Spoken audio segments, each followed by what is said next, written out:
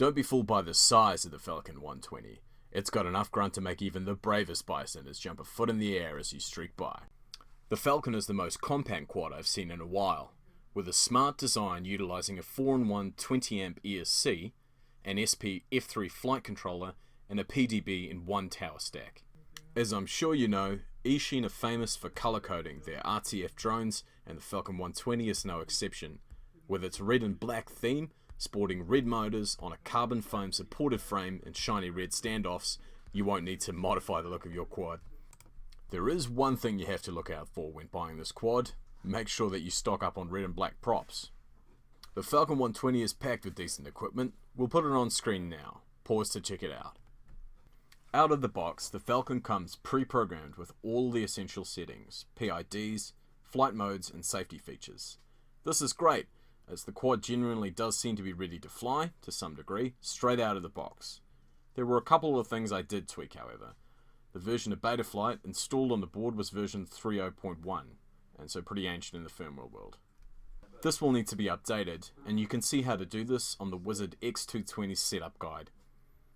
I also noticed that active braking wasn't enabled by default. This is where the motors will immediately stop spinning when the throttle is cut, instead of spinning slowly to a stop. I always like to fly with this, personal preference, and so I enabled this on the BAL Heli configurator as seen below. A beast on both 4S batteries and the stock 3S battery, the Falcon can be easily compared to 250 series quads in both speed and agility. You can perform flips and other tricks on stock settings, and although it may appear heavy at first, this little quad is one of the most agile RTF drones I've been lucky enough to fly. With a 4S battery, the Falcon comes alive. There is so much power to offer, and you may find yourself wanting to slow down to catch your breath. Beginners should definitely try this quad on the 3S battery to start with. You don't want to run before you can walk.